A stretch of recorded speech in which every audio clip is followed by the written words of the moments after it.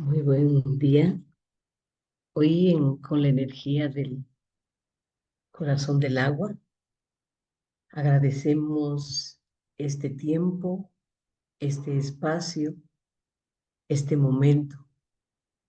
Hoy con la energía del agua dulce, del agua sagrada, del agua niña, del agua abuela, del agua joven, del agua que nos ha dado vida a generaciones de pueblos del mundo, que le ha dado vida a generaciones de animales, de semillas y de plantas. Saludamos hoy, juntas y juntos, de lo más profundo de nuestro corazón al corazón del agua, agradeciendo la vida, agradeciendo que nos permite limpiar, sanar, retoñar, renacer. Y también disculpándonos, porque la hemos contaminado con agroquímicos, la hemos contaminado desviando ríos, dejando sin agua a familias, a pueblos, a comunidades en el mundo. La hemos visto como un objeto de explotación, pero aquí está en nuestro cuerpo, en nuestra energía, y está en el último rincón. Agua dulce, agua salada, agua niña, agua joven, agua abuela. Gracias. Y nos inclinamos ante usted para agradecer su energía, su fuerza, su tiempo. Gracias, agua, porque le ha dado vida a generaciones de pueblos originarios que han pasado devastaciones, pero que están de pie, que siguen fluyendo como usted, agua sagrada. Saludamos también hoy al corazón del fuego, a ese fuego que nos transforma, que nos alimenta, que nos da calor, que nos hace sentir que no estamos solas y solos. Sagrada energía del fuego, sagrado sol, sagrados planetas, sagradas estrellas, abuelo sol y abuela luna, energía del sagrado fuego. Hoy les saludamos desde Ishimuleu. Hoy les saludamos desde cada uno de los rincones de este planeta. Fuego sagrado, que ha sido tal vez usado para destruir cerros y montañas a nombre de un progreso que no es real, que solo destruye la vida. Pero usted nos ha enseñado a decir, aún y a pesar del dolor y la muerte, renacemos. Y esos somos los pueblos, las mujeres, los hombres, las generaciones de los pueblos sagrados, presentes, con fuerza, con energía y con luz. Gracias a todos y todas las abuelas que han trascendido, que dejaron su vida, su tiempo, su energía. Hoy esta vela va en su nombre, por todos los que han migrado a otros territorios, por todos los que han ido al exilio de manera forzada, por todos los que están cruzando fronteras, perseguidos y perseguidas, por toda la juventud que hoy quiere un mundo diferente, no solo para los pueblos originarios, sino para todas las generaciones, no solo para las personas, sino para los animales, las plantas, las semillas. Hoy esta vela la ponemos por la energía de todas y todos, los que están encarcelados por defender los territorios, los que dejaron su familia por defender los territorios, los que ya no lo contaron por defender a la sagrada agua, la tierra, los bosques, los minerales, por defender y cuidar la vida. Hoy damos gracias a la energía de ellas y ellos, que están con nosotros, abuelas y abuelos que ya trascendieron, esa vela va por ustedes, porque no nos han dejado solas y solos. Saludamos también a la Madre Tierra, no importa en dónde esté, pero nos da vida y retoña. Gracias, Sagrada Tierra. Gracias por su fuerza, su energía, su vida. Hoy que conmemoramos el Día de los Pueblos Originarios, le decimos gracias, Madre, porque nos da comida, porque nos da casa, porque nos da dónde vivir, porque nos cobija. Y cuando trascendemos, nos hace regresar a su seno. Gracias, Madre Tierra, por las semillas, por los alimentos, por las familias. Hoy honramos su existencia. Hoy estamos sobre usted agradeciéndole, saludándola, honrándola. Saludamos a todos los pueblos que están en los territorios de África, de Asia, de Avyayala, del Ártico y del Pacífico. También saludamos a todas las hermanas y hermanos que son caminantes en la tierra, que han hecho de la tierra su vida. Gracias. Encomendamos hoy, Madre Tierra, la vida de los pueblos originarios, la vida de las semillas, la vida de los animales, la vida de la niñez y la juventud de todos los pueblos y de la humanidad.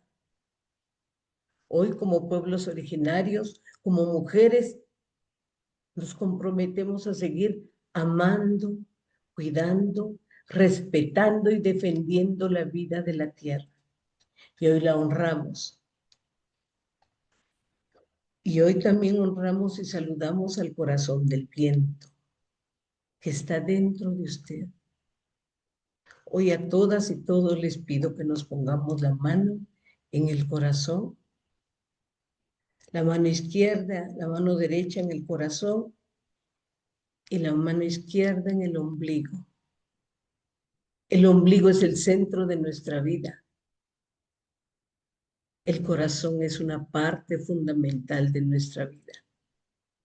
Cerramos los ojos y saludamos a las energías de las grandes montañas, los grandes cerros, donde emerge el aire, el oxígeno y el viento. Abrimos nuestras manos para saludar con alegría, para decirle a los sagrados vientos que se lleven la tristeza, la carga de violencia, el dolor, la explotación, el racismo que ha arrasado con los pueblos, pero que no los ha terminado. Y que la energía del viento, así como ayuda a polinizar, siga polinizando la vida de los pueblos originarios, de las niñas y los niños de todos los pueblos originarios de este planeta y de toda la humanidad. Que se despierte la alegría, que se despierte el contento, que se despierte la voz, la palabra, pero sobre todo el tejido y la articulación de los pueblos. Que el respeto y el amor a la vida se levante. Que nos sumemos a amar y a defender la vida, empezando por esta vida, por este territorio cuerpo, por la vida de nuestras familias, de nuestras comunidades, de nuestros pueblos. Gracias a los 4 elementos, fuego, agua, tierra y viento. Gracias a la energía de ustedes. Les invito a abrazarse cada uno para abrazar su historia, para abrazar a sus ancestras y ancestros, a sus abuelas y abuelos, a su mamá y a su papá, a sus pueblos. Los abrazamos con toda el alma y le decimos gracias porque venimos de raíces milenarias, que aunque hayan vientos, que aunque hayan metrallas, que aunque hagan grandes proyectos, estamos de pie y estamos vivas. Y con dignidad decimos gracias. Nada detendrá los pasos de los pueblos ni de sus generaciones, porque lo único que buscamos es amar y cuidar la vida, amar y defender la vida.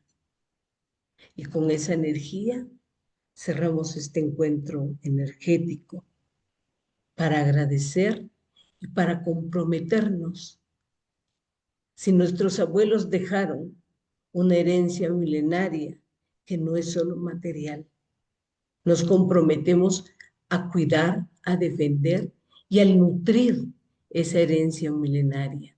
A donde quiera que estemos, en los lugares donde estemos, recordemos que los pueblos originarios amamos y defendemos la red de la vida.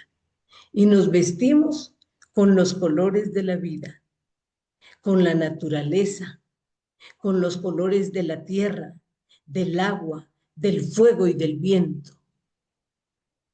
Finalizamos este encuentro espiritual diciendo, pueblos originarios con la cara al sol, porque no nos agachamos ni para recoger un centavo. De pie, mujeres, hombres, abuelas, abuelos, niñas, niños, articulados con una sola voz. Amor, defensa y cuidado de la vida.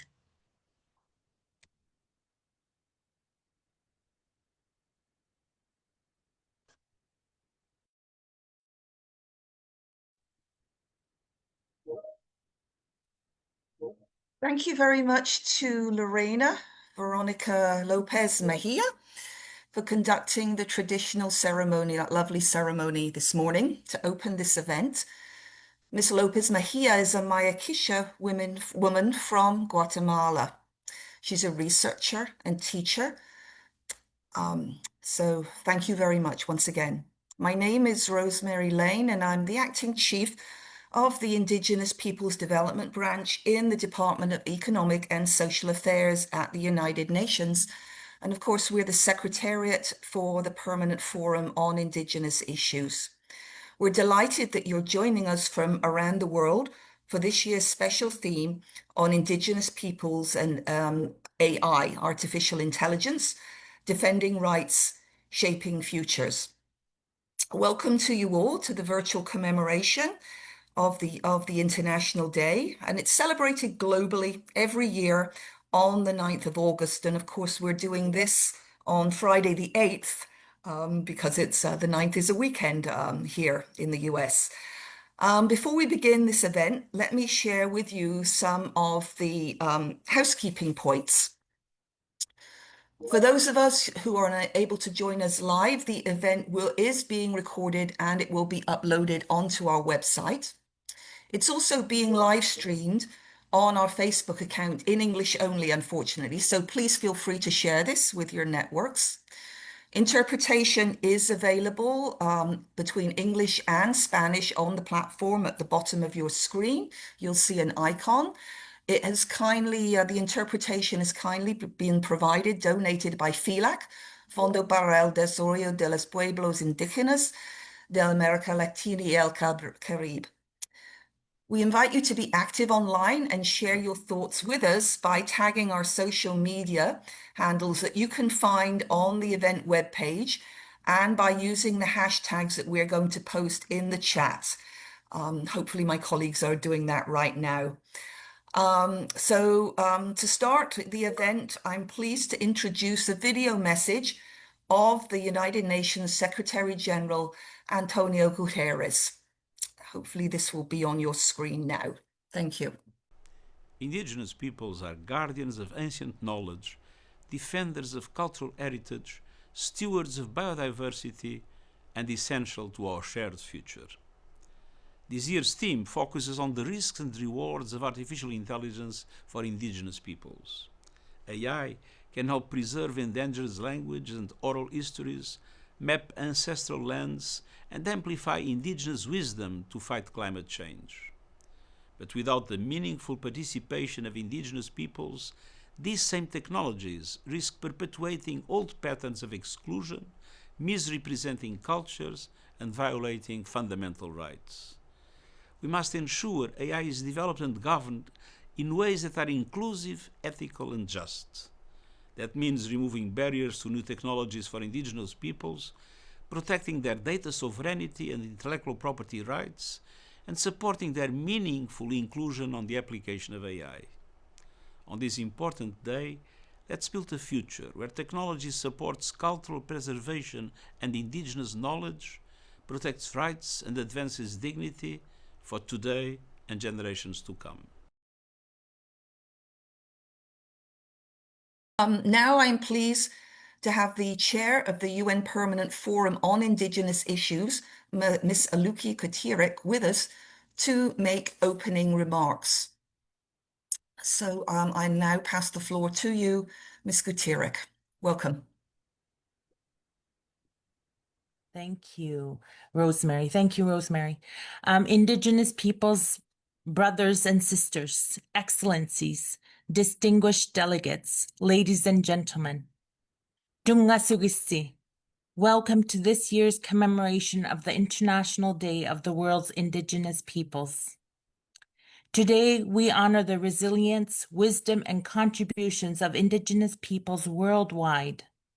Our 2025 theme, Indigenous Peoples and Artificial Intelligence, Defending Rights, Shaping Futures, calls us to reflect on how artificial intelligence, one of the most powerful forces of our time, intersects with Indigenous peoples' rights. Artificial intelligence, or AI, is reshaping our world, transforming education, healthcare, economies, jobs, and communication. Technology is never neutral. It can either deepen inequality or empower those historically marginalized. For Indigenous peoples, the question is urgent. Will artificial intelligence perpetuate exclusion and marginalization, or can it become a tool that contributes positively to self-determination, cultural survival, and justice? The United Nations Declaration on the Rights of Indigenous Peoples affirms our right to self-determination and to maintain and strengthen our cultures. These rights must extend into the digital age.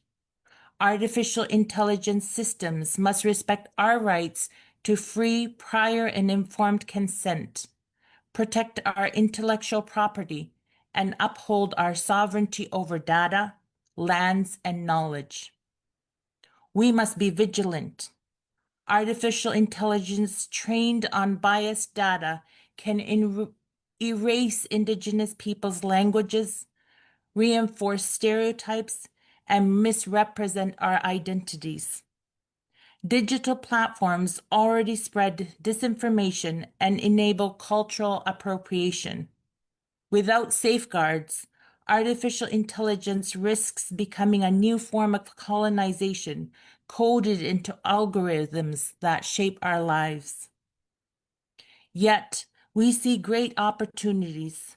Artificial intelligence can help revitalize Indigenous peoples' languages, maintain Indigenous knowledge, monitor environmental threats, and support Indigenous governance. These are not distant dreams. Indigenous peoples are already innovating. Indigenous peoples are already leading by example. For instance, the Tembe tribe in Brazil, partnering with a nonprofit, developed an alert system to monitor deforestation. Using open source artificial intelligence, this system detects the sounds of chainsaws in the Amazon and immediately alerts Tembe patrols. To ensure that artificial intelligence serves Indigenous peoples, we must adopt a rights-based approach. Indigenous leadership must guide artificial intelligence development. Data sovereignty is essential. Our communities must control how data about us is collected and used. Governments and companies must include Indigenous peoples' voices at every stage. Indigenous youth are rising as coders, innovators, and cultural defenders. They show that Indigenous knowledge and modern technology can coexist in harmony. We must invest in their leadership and recognize them as architects of our shared digital future. The Permanent Forum on Indigenous Issues will continue to advocate for global frameworks that protect Indigenous peoples' rights in the age of artificial intelligence. For example, the 24th session of the forum recommended that United Nations entities involved in developing, governing, and applying artificial intelligence and digital technologies ensure the meaningful inclusion of Indigenous peoples in the entity's processes for the benefit of Indigenous peoples. We cannot do this alone.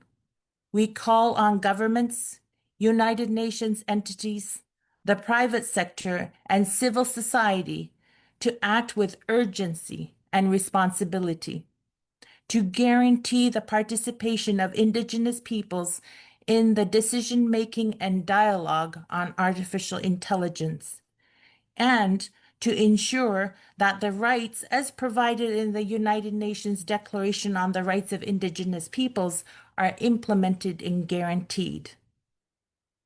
Let artificial intelligence strengthen our cultures, not exploit them. Let it serve justice, dignity, and peace. On this International Day, I ask you to join me in recommitting to defending Indigenous peoples' rights in the digital age and to shaping a future where Indigenous peoples lead the way. Hoyanamig, thank you.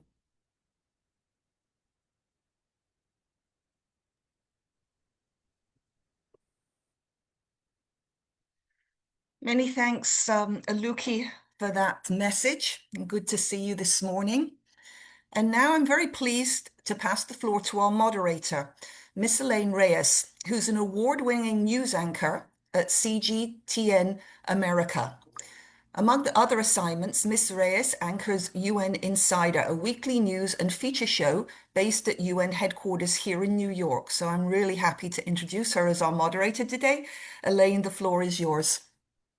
Thank you so much, Rosemary, and thank you all for joining us from wherever you are around the world. We have a lot to get to today, so let's begin our panel discussion. Of course, my pleasure to open this discussion on the theme of Indigenous peoples and AI, defending rights, shaping futures.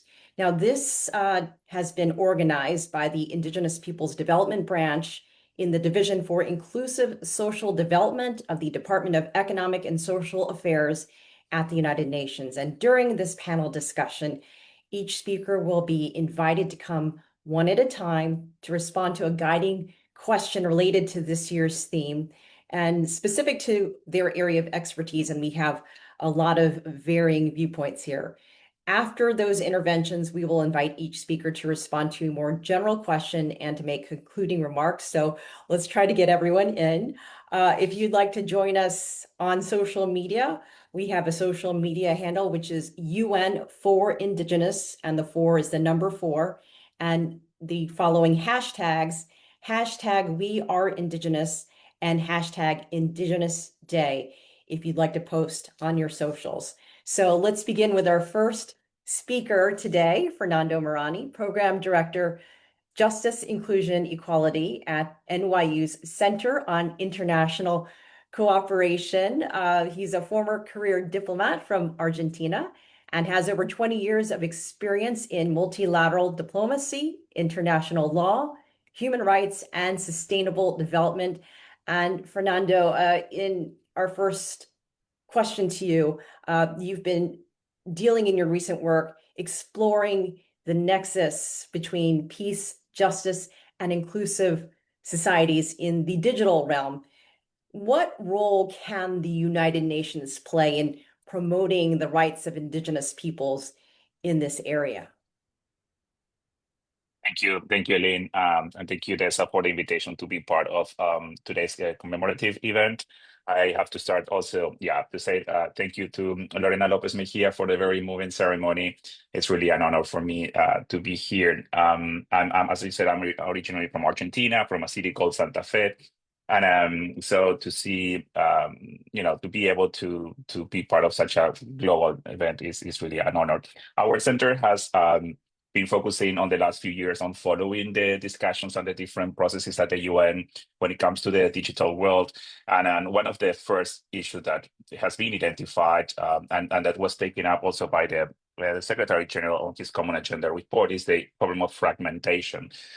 There are so many, at some point there were more than 30 different forums and organizations dealing with the digital world that was trying to be starting to be sorted out and solved through the process of the Global Digital Compact that was negotiated the last 2 years and was adopted on the Summit of the Future last September. I think that the UN has a lot to do to ensure that we have, to advance peace, just and inclusive societies, and that we actually deliver on the commitment to make an inclusive future for all. We have a great opportunity. I think that we have the first opportunity as mankind to build a new world that is the digital world. I think that there are challenges, but also there are a lot of opportunities. And I think that the first one is to move from the traditional setting of thinking about trying to make this process inclusive to make a process of co-creation. I think that and that applies for a lot of different communities, but in particular, of course, for indigenous peoples. I think that we were very happy to see in the language of the Global Digital Compact last year that Indigenous people is recognized as one of those communities who have a special role to play. They are targeted for special assistance and support to bring their knowledge and experience and into the digital world. I think that the UN can also really help to protect the rights of indigenous peoples online. I think that the GDC, the Global Digital Compact, address sensitive issues that are not unfamiliar for indigenous communities around the world that include the issue of hate speech, discrimination, misinformation.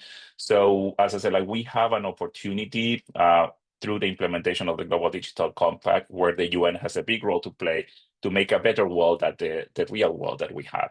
I think, and that include, of course, creating a more safe digital space. I think another value that we see on the Global Digital Compact that could really talk to indigenous peoples is trying to make a digital world that is more justice and people-centered justice. Technology could be dangerous, but also it could be an excellent tool to ensure that access to justice for indigenous communities, from digital legal aid to remote hearings, to projects and proposals designed in indigenous languages that will have openness and inclusivity and accountability. The UN can really support national governments, local governments, indigenous peoples to deploy these tools in a way that are respectful of indigenous peoples' law, customs, and collective rights. I think that the fourth point that I would say that the UN could really play a role in creating or co-creating this digital space in a way that is sensitive to the interests of indigenous people is when it comes to protecting the integrity and accountability on the data protection. We are all very much aware of the relevance of indigenous knowledge and the history of not respecting the ownership, and I think that the digital space is a space of data. And in particular, when we talk about artificial intelligence, it's all about data. So I think that ensuring that the UN can promote through their actions safeguards to ensure that the data related to indigenous lands, indigenous communities, their heritage, knowledge is collected, stored, and shared only with free, prior, and informed consent is another key element that we have to have in mind. I'm very aware of the short time that we have, so I will wrap up here. The last message, as I said, we have the capacity or the possibility to co-create a new world on the digital space, and we have not to be afraid of bringing in new partnership multi-stakeholder partnership. I think that the implementation of the Global Digital Compact and all the initiatives that we have ahead of us will really need the participation of everyone at the table, including civil society, the private sector, governments, but in particular, Indigenous people and Indigenous leaders. And the UN is a great avenue to bring those voices to the table. Thank you, Lynn. Thank you, Fernando. We hope to get back to you later in the program. Let's bring in now Ms. Pairu Chung. She is the founder of Knowledge for Development and director of the East-West Management Institute.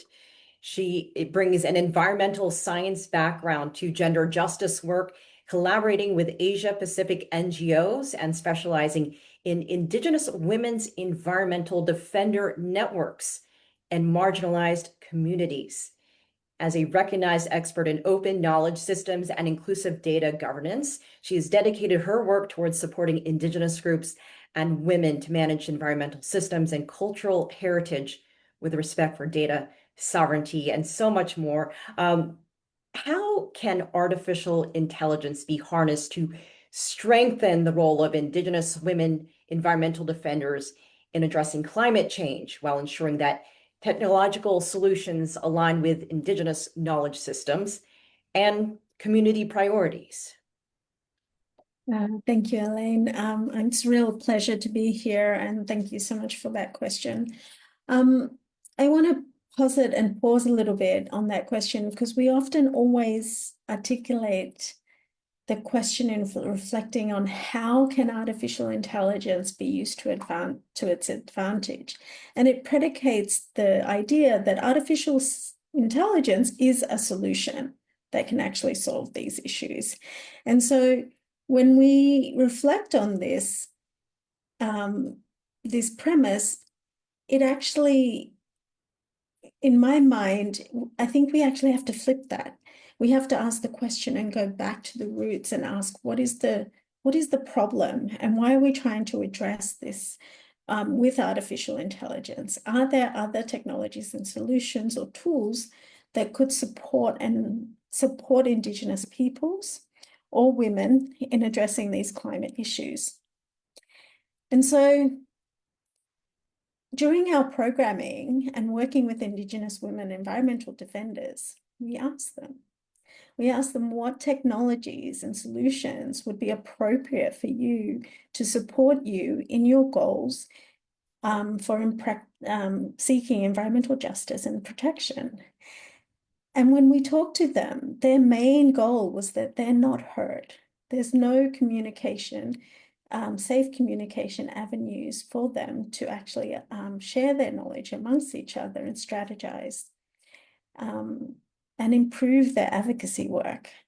Other parameters that they expressed to us that were necessary in the specifications of designing technology included protections and safeguards for put in place to counter power imbalances, ensure economic equality, considerations for language and literacy, cultural context inclusion, and legitimizing local knowledge. So these are all very encompassing parameters that are very rights-based approaches. And so we introduced to them the ideas and principles of the Indigenous Knowledge and Data Sovereignty Framework, which was a framework that is a guiding tool that was designed by a network of Indigenous Asian organizations. And it speaks to asserting the protection of their inherent rights to fully own, control, and govern their data about them and about themselves, and also about their own value systems. So we use this, instead of saying, here is a technology, let's use it. We used the needs that they desired for technology, plus these frameworks that are very rights respecting, and co-created a product that would respect their needs and be fit for purpose for what they desired. And of course, much of what they desired is not always what we pre-describe. And so although we wanted to include technology in ways that was advanced and efficient, there were many systemic barriers that Indigenous women face consistently. And so we had to address these. And so we built, which led us to focus on capacity building of Indigenous women leaders to train them in how to demonstrate leadership, narrative storytelling, and also digital literacy training. And these were the stepping stones in how we successfully built these skills of these women so that they were able to gather their own knowledge and data in ways that was appropriate and contextualized for their lived realities. This involved narrating stories online. It involved photo formats of visualizations plus video productions. And in these ways, we hope to proliferate the knowledge content online and within safe spaces for women to control their narratives and influence their work in environment and climate justice.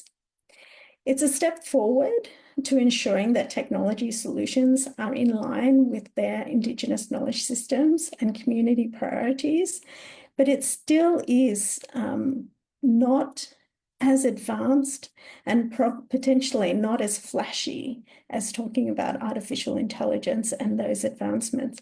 And I think what's really crucial here is that we start at these points where communities are at and bring them along in this co-creation space.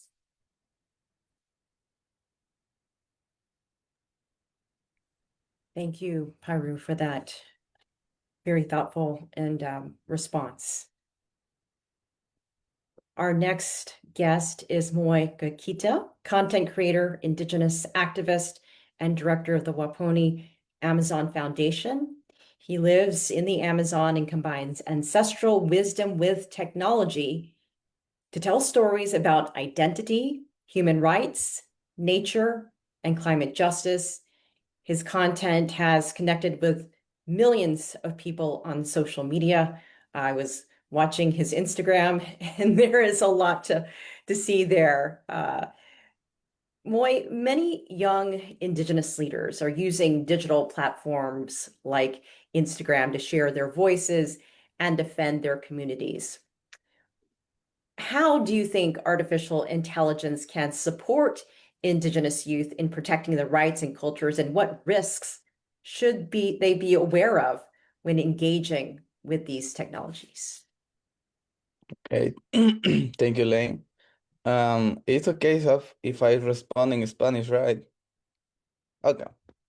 So, buenos días, hermanos y hermanas. Mi nombre es Moy Guiquita, pertenezco al pueblo guaraní de la Amazonía ecuatoriana.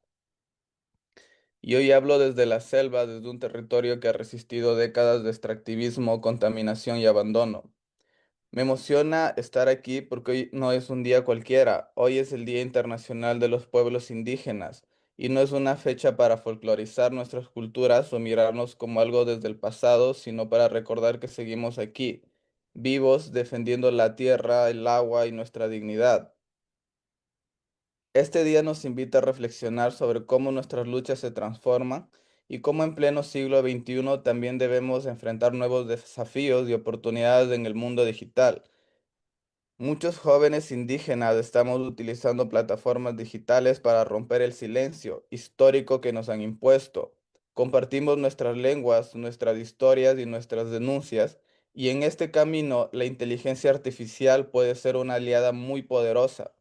Puede ayudarnos a traducir y a revitalizar nuestras lenguas originarias, a archivar y preservar las voces de nuestros mayores, a combatir la desinformación que tantas veces se utilizan para justificar violencias y amplificar nuestros mensajes en un mundo saturado de información.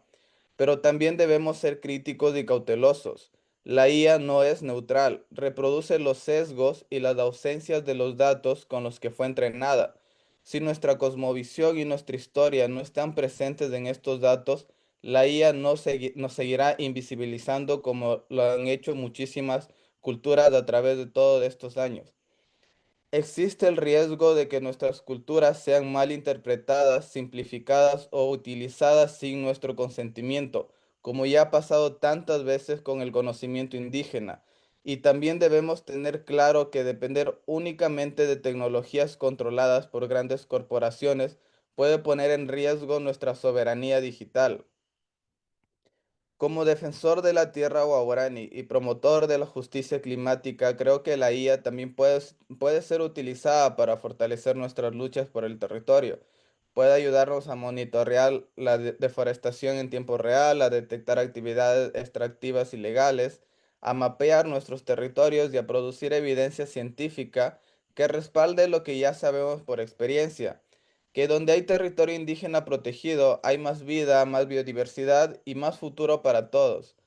Pero esas mismas tecnologías pueden convertirse en herramientas de control, pueden usarse para vigilarnos, para criminalizar a líderes y a comunidades, o para favorecer los intereses de empresas extractivistas y gobiernos que ven la selva solo como un recurso y no como un ser vivo.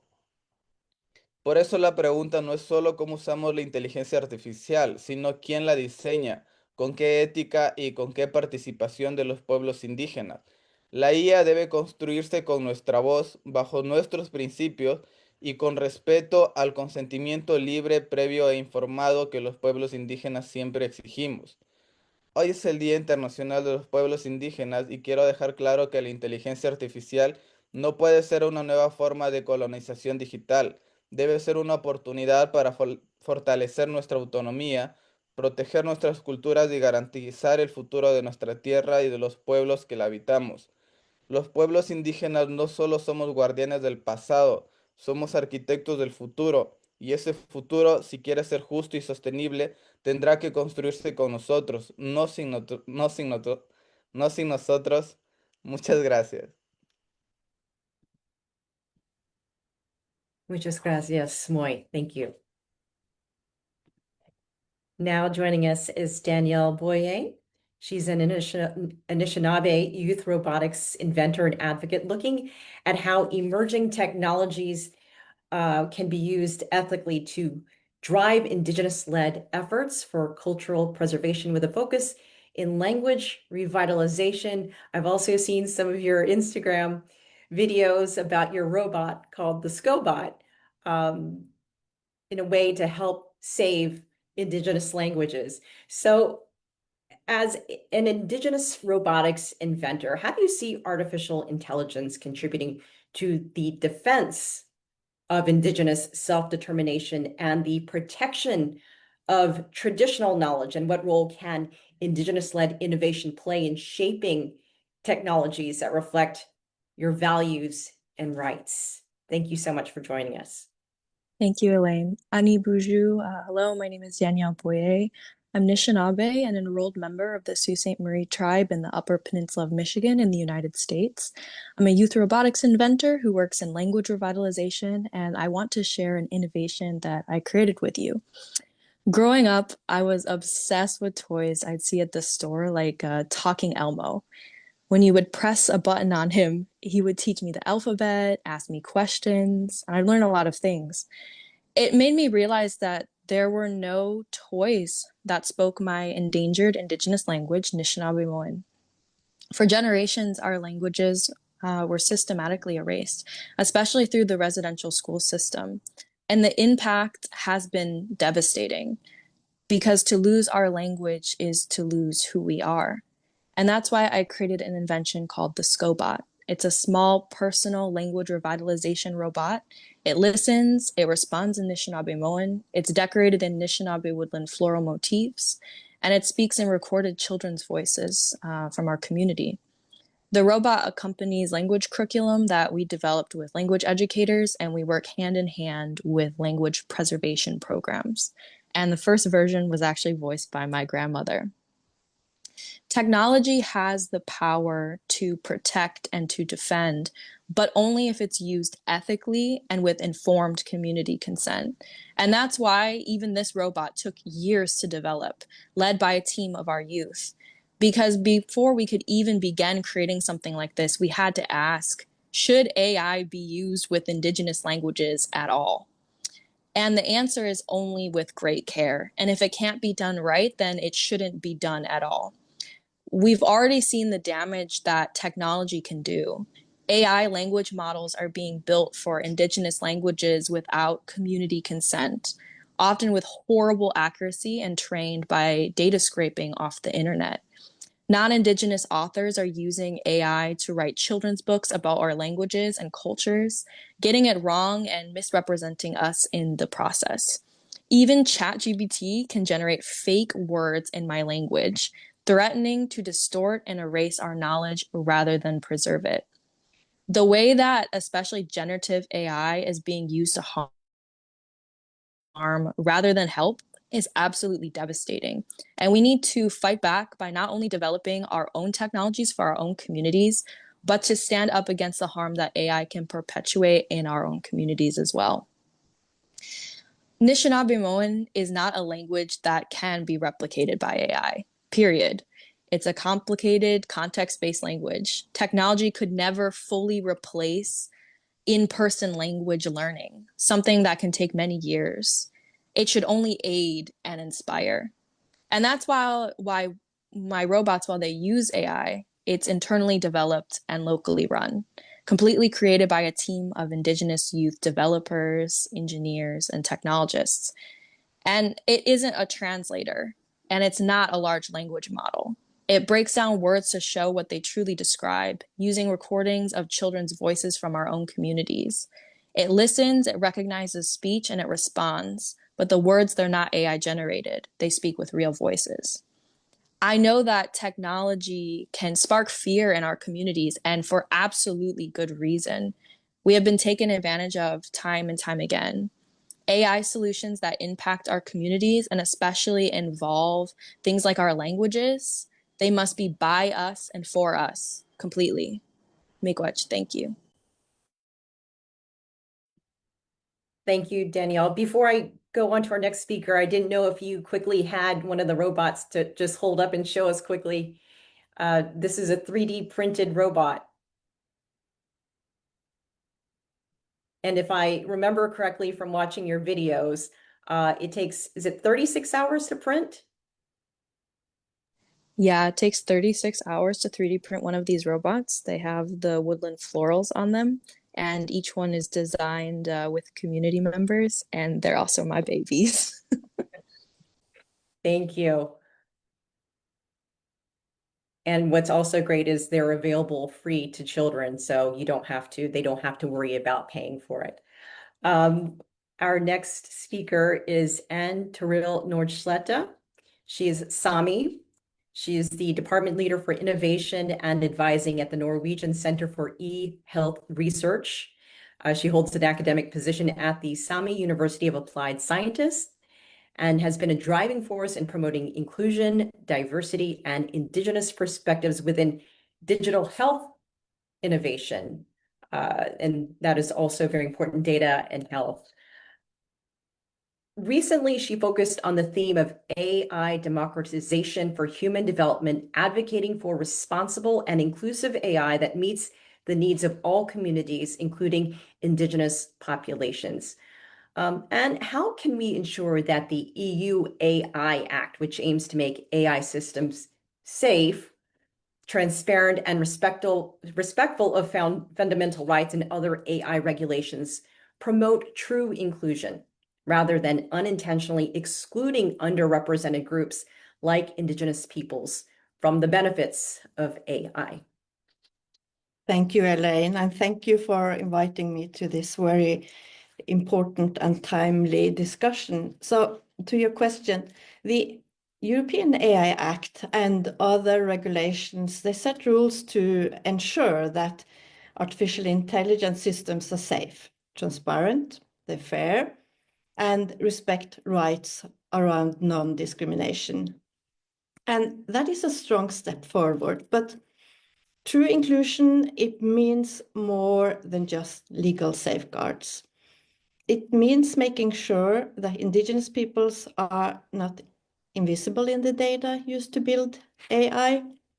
So if our data is missing, or if rules make it too hard to use, we can risk being excluded from the benefits of AI. So we must be clear that today, the AI algorithms are already being deployed in healthcare, in the social services and public decision-making. and they will shape the future. So if Indigenous peoples are not included from the start, we risk building systems that reinforce existing inequalities rather than dismantling them. To avoid this, Indigenous self-determination must be built into the AI governance. We need a voice in how our data is collected and used, and support for Indigenous-led AI initiatives. Only then can regulations like the European AI Act truly work for everyone and not just for the majority. And another major concern is that the public sector could end up violating the European AI Act by using algorithms that have not been trained or are just for Indigenous peoples and minorities. And that may amount to discrimination and raise serious human rights concerns. So we must be aware of that algorithmic bias is often hard to detect. And it's even harder to prevent without meaningful inclusion from the very start. So to truly promote inclusion, AI regulations must go beyond technical compliance. They must actively require the representation of underrepresented groups, including Indigenous people, in both the data used and the governance processes surrounding the AI. So this means it is important to work for including Indigenous communities in the AI design, development, and the oversight. Investment in Indigenous-led AI initiatives. I know there is a big consortium where Hawaii, Canada, New Zealand, Australia were involved. It's called Abundant Intelligence, and there are a lot of researchers involved in that, and they're doing a great job. You should all look it up. But it's also very important, like the others have been mentioning here, to recognizing data sovereignty and supporting the creation of culturally relevant data sets. And most importantly, it is to increase the knowledge among Indigenous people about AI. And this is a very wide field. And without these steps, even well-intentioned regulations can risk reinforcing systemic exclusion. So true inclusion requires structural change, not just safeguards, but shared power and participation. So we truly have to be part of this, and we should work together and establish a network where we can share our experiences and what we are going towards. Thank you.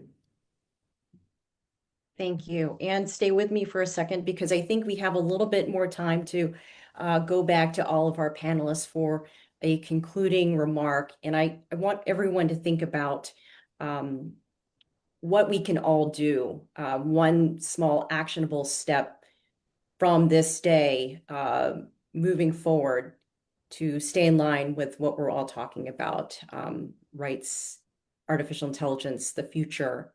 And I wanted to kind of go backwards and start with you again. Do you have anything that you are working on that anyone can do to help? What are you concerned about? What are the challenges ahead? I'm focusing on this knowledge sharing, which I think is very kind of important, and especially among the Indigenous societies. So what we are working on at the Sami University is that we want to establish an Indigenous collaboration network for AI, where the goal is to foster meaningful knowledge sharing and build the ethical, culturally grounded innovation for the Sami and the Indigenous and beyond. So that's the focus, what I will be kind of going forward to manage to get established in the future. Because we need capability platforms where we can kind of take in the Indigenous knowledge and kind of use that knowledge and with the use of technology as well. So I think it's very important that the Indigenous have the knowledge, they get trained into this, they understand what it is, so they are kind of not only concerned, but it's also important to be part of this race, because there are things happening and we shouldn't just be left behind. We have to kind of follow the new things that are coming our way. It will come if we want it or not. It's already there. So thank you. Thank you, Anne. Danielle, I'm going to you next. What are you working on, and what are you seeing among other Indigenous youth, especially young teenagers, tweens, young kids, and their sort of how they're dealing with technology, social media, artificial intelligence? Thank you for that question. Yeah, I think that people often forget that Indigenous peoples, we've always been innovators, we've been inventors, we've been scientists, we've been engineers, right?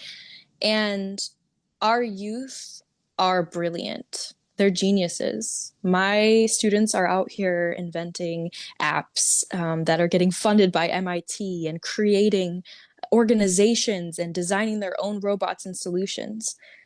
Our students and our youth have what's in them to create the tools that we need for the future, right? But I think that there are things holding us back. And one of those is having self-determination within technology, being able to speak up to these large corporations about the way that our knowledge is being used, being able to say, hey, we don't want this to happen. We're not being listened to. I think that I feel a lot of comfort knowing that the world is in good hands with our youth. But at the same time, we also all feel like a lot of fear. We feel a lot of fear knowing what the future could potentially hold if we're not listened to, especially when it involves our own information, our own data, our own rights. And so, what I've been working on lately with my students is creating ethical AI frameworks and creating ways of helping inform the technology that does come into our communities, being able to say how we want it and how we don't want it, being able to have the right to refuse these technologies, being able to have informed consent. I think oftentimes a lot of our community members hear about the potentials of technology. And a lot of the times, especially for me, I feel a lot of desperation, especially when we see how much language loss there has been, especially after the pandemic. And so oftentimes it's easy to say yes to things that maybe aren't for the best in our communities. And so I think it's important that every single community member knows what we're getting into, the ways that it can help and the ways that it can harm, the ways we've been taken advantage of in the past, but also the ways that we can leverage these technologies for good. There's a phrase in tech and it's called move fast and break things. And I think that people often forget that the things that you break are people in our communities. And so, yeah, that's what I've been working on with my students is that slow development of technology, one that's ethically based and developed in our communities by us, for us. Thank you, Danielle. Moy, you are a defender of Huarani land and an advocate for climate justice. How do you see artificial intelligence being used to support Indigenous people's struggles for environmental protection and land rights? And tell us about your concerns about how AI technologies might threaten all of those efforts. Ok, siento que la IA puede ser utilizada como para monitorear la deforestación en tiempo real, identificar actividades extractivas ilegales, mapear nuestros territorios y fortalecer la defensa legal de nuestros derechos.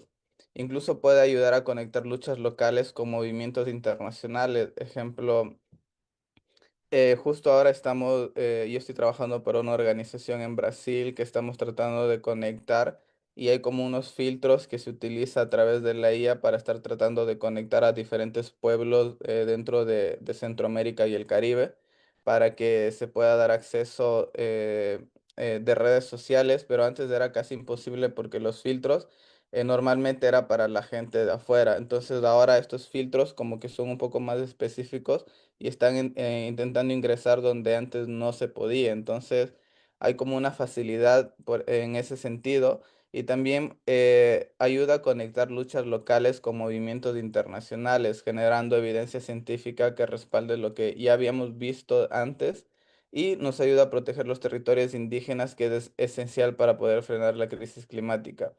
Pero en ese mismo sentido, también la misma tecnología puede ser usada en nuestra contra, ejemplo, los drones, sistemas de vigilancia que controlan nuestras comunidades, o algoritmos que priorizan los intereses de empresas extractivistas o gobiernos que ponen su voz sobre la de nosotros. Entonces, muchas veces esta IA no es tan neutral. Entonces, por eso mismo debemos de insistir que estas herramientas se deban construir con muchísima transparencia, justicia y sobre todo con el consentimiento libre, previo e informado que los pueblos indígenas siempre exigimos. Gracias. Gracias, Moy. Pyru, your research examines how artificial intelligence in the climate change sector may affect Indigenous rights, ensuring ethical approaches that honor cultural and environmental integrity. We are already looking ahead to COP in Belém, Brazil, later this year. I just wanted to get your thoughts on things that we need to keep in mind as we approach the UN's Climate Summit. Thank you for that question. It's really challenging to look at how the COP will play out, considering on the mechanism itself and the actors and stakeholders that are engaged in that mechanism. But from what we've heard today with all of the speakers, that's very consistent, is that AI, artificial intelligence, has some ability in its current state to support justice and environmental justice for Indigenous peoples and self-determination. And that is through mechanisms such as the Indigenous Data Sovereign Principles. But if we look at some of the applications that come out and solutions that come out of COP and how we can address this, such as looking at nature-based solutions and the use of technology within nature-based solutions, just as Moy outlined, there are many, many applications that are being developed. But much of those developments are reflecting traditional colonial processes of extraction, oppression, and natural resource capture for economic gain. And so when we frame it within COP, much of the discussion is always looking at the commodification of that nature under these types of programming.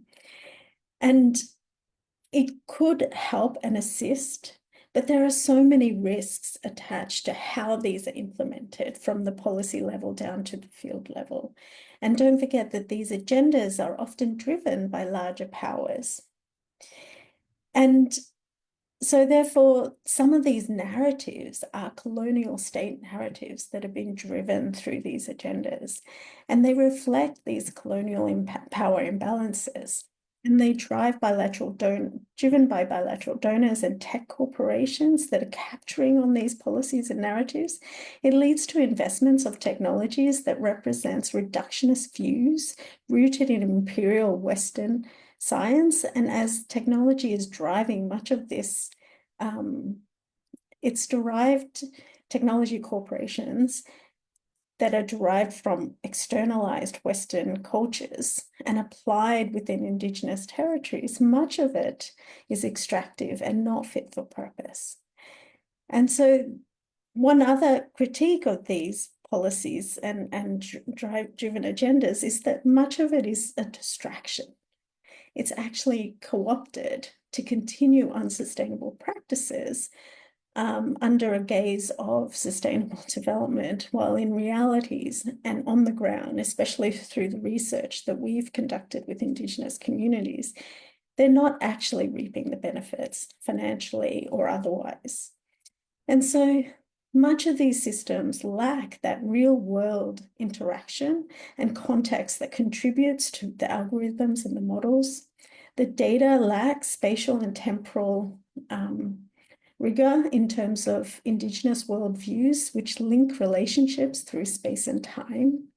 And traditional ecological knowledge is neglected, and in some case, used to legitimize mainstream science, thus enabling practices to continue in its elimination and potentially undermining elimination of Indigenous knowledge and potentially undermining land claims. In the context of Asia, where safeguards for human rights, rule of law, and democracy are weak, they can be abused by powerful actors to advance their agendas at the expense of the less powerful. And this form of elite capture is rampant within Southeast Asia. There are always been tensions between scientific knowledge and traditional ecological knowledge. And the reappropriation of Indigenous knowledge into data ecosystems is leading to epistemic harms. While nature-based solution narratives legitimize these approaches as socially and environmentally equitable and inclusive.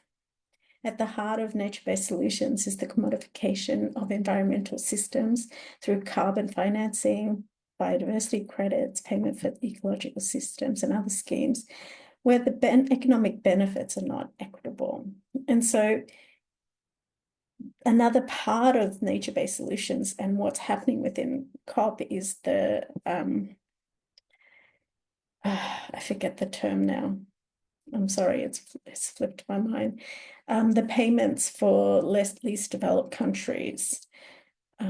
Perhaps someone on the panel can help me, but the determination on how richer nations pay poorer nations to support their developments in more sustainable and climate responsive ways and modalities is still under question. It's still very under-resourced as a modality. And I think this is also part of an issue of where we come up with some very grand ideas within the COP, but how are they executed? How are they supported and funded? And this still remains to be seen if the global community can band together to execute these in real ways that protects Indigenous territories, because they are the frontline defenders of climate actions. Pyru, thank you for that. Fernando, you know, when we hear about artificial intelligence, it's always seems to be the headlines are about big governments, big countries, big tech companies. How can Indigenous peoples have a seat at the table when it comes to shaping their future in artificial intelligence? Thank you, Elaine. And just to, let maybe in 2 minutes share a couple of ideas.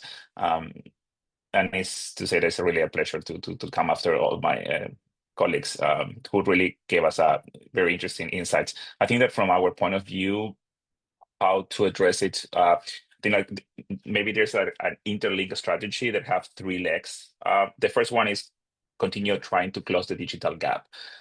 It's very easy to go behind the latest headline, and AI is the latest headline, but we need to acknowledge that a lot of Indigenous communities still are in remote areas where access to digital technology is still an issue. Discussing with our team at CIC this week, we were talking about there are like really great examples about how to do it. And in one example is actually in our inequality solution portal is the result of a research of one of our colleagues, Maya Cohen-Wu, about the digital community centers in Guatemala. I mean, let's continue to see what works. We need to ensure first that there is honest access for all Indigenous people to the digital world. Unfortunately, not everyone is still there. So continue working on that. That seems very basic, but it still is the starting point, to ensure that everyone has access. The second one, and I think that we heard some really good examples, is ensure that Indigenous peoples are also part of the AI design and oversight. So like really the governance side of AI is the next leg. I think that the Global Digital Compact really came short of recognizing the UN Declaration of the Right of Indigenous People as one of the pillars. And I think that we still have to do more, that free, prior, and informed consent is included in anything that relates to Indigenous knowledge in the AI design. I think that also Danielle made a really good point about the ethics on the oversight, and I'm really glad to hear that her students are really thinking about that, because that's another point that we wanted to highlight when we say about governance on AI and oversight. We have to think also on indigenous-led ethic boards, that we will have the voice of indigenous people setting up the parameters for AI applications that will go all the from environmental monitoring to language preservation. I think that there are opportunities, there are challenges, and there's nobody better positioned than indigenous people to tell us in which way we should approach these new technologies. We are in a context of almost an arms race when it comes to AI. So it's led by private sector. Governments has a little room to wiggle. So we hear about the EU, for example, trying to put some regulations. All those intents, all those are good steps on the right direction, but we're still far from a way to ensure that private sector is accountable. And I think that that's my last point. Then, we have to think on strategic partnership. We don't want to happen in the digital world, and that will have an impact on our real world, where traditional inequalities will be reflected.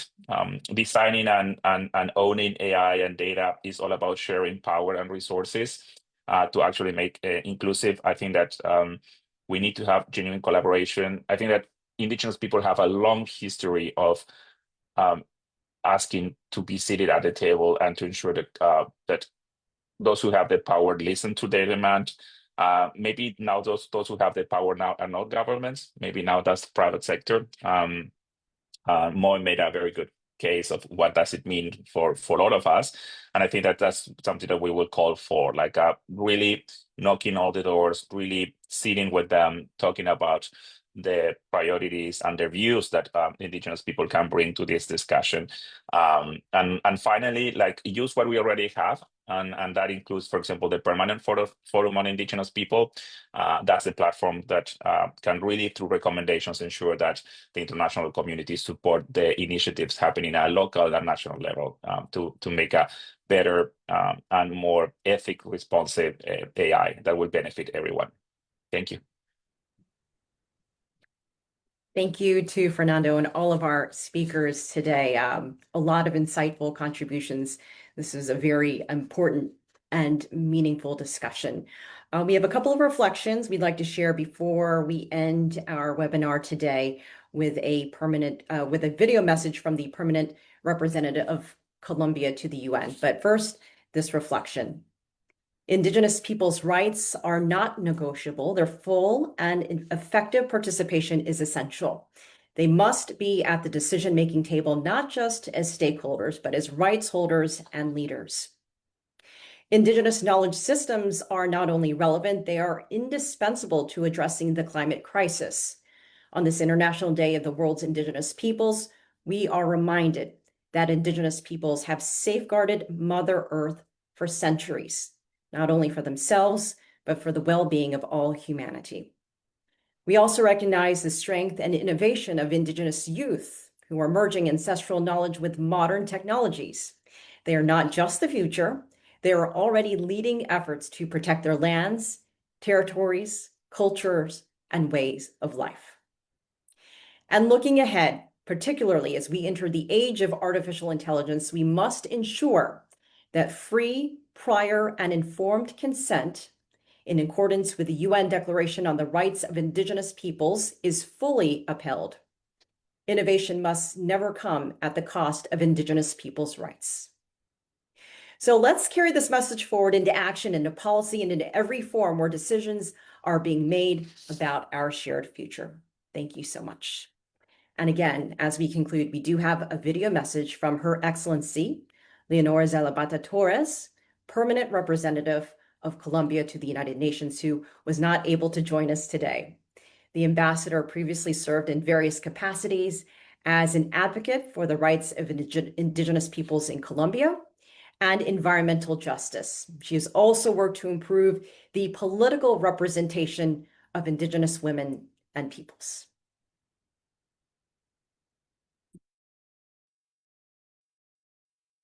Emi bu msichana ujeri, juga jina, via jinasi. Iba bunsinivichana unaname. Eikian kanari kwakurani. Desde que apareció la luz del mundo, nacimos los hermanos menores y los hermanos mayores. Y debido a eso, aún hoy somos hermanos. Comienzo por saludar y felicitar a los pueblos indígenas del mundo en este día que conmemora una lucha centenaria por la reivindicación de nuestros derechos. Saludo a la Secretaría del Foro Permanente para las Cuestiones Indígenas, a quien agradezco por esta invitación, y saludo también a las organizaciones indígenas, panelistas, y a todos los demás asistentes que nos acompañan hoy. De las discusiones que presenciamos hoy, me han llamado la atención aquellas aplicaciones de la inteligencia artificial que se relacionan con el intercambio intergeneracional e intercultural de saberes colectivos, el empoderamiento de la juventud y la revitalización de lenguas indígenas, especialmente en estos momentos en los que necesitamos avanzar aceleradamente en la implementación del diseño de las lenguas indígenas. De hecho, necesitamos seguir reflexionando sobre la manera en que la inteligencia artificial puede contribuir a avanzar en la implementación de varios otros acuerdos e instrumentos multilaterales, como por ejemplo el Código de Conducta Ética sobre el respeto al patrimonio cultural e intelectual de las comunidades indígenas y locales que aún necesitan de acciones concretas. Debo decir que me preocupa que la incorporación de conocimientos tradicionales ancestrales en base de datos sin transparencia ni consentimiento libre, previo e informado reproduce patrones de explotación y apropiación. Por esta razón, considero necesario incluir un enfoque de derechos colectivos en la protección de la propiedad intelectual que pertenece a los pueblos indígenas y que se está extrayendo para uso de algoritmos. Colombia, como país multilingüe y pluricultural, con su reciente política de inteligencia artificial, promueve una inteligencia artificial que refleje y preserve la diversidad lingüística y cultural, contrarrestando la hegemonía de modelos entrenados solo en inglés u otros idiomas dominantes. Queridas compañeras y compañeros, quiero cerrar señalando que como en otros momentos históricos de la lucha por nuestros derechos, los pueblos indígenas debemos continuar nuestro llamado para que se incluya un enfoque indígena basado en los derechos colectivos y en los desarrollos de la inteligencia artificial. Tenemos escenarios de incidencia, como por ejemplo la aceleración de la implementación de la acción 32 del Pacto por el Futuro, en la que se dispuso que protegeremos, aprovecharemos y complementaremos los conocimientos indígenas, fomentando la sinergia entre la tecnología y los conocimientos tradicionales indígenas con arreglo al principio de consentimiento libre, previo e informado. Asimismo, el marco de la revisión de la Cumbre Mundial sobre la Sociedad de la Información, WSIS+20, ofrece la oportunidad estratégica para abordar el cierre de la brecha digital que afecta a los pueblos indígenas, mediante el reconocimiento del rol estratégico de las comunidades de conectividad en la expansión de la infraestructura digital en zonas donde los modelos comerciales tradicionales no llegan. Muchas gracias.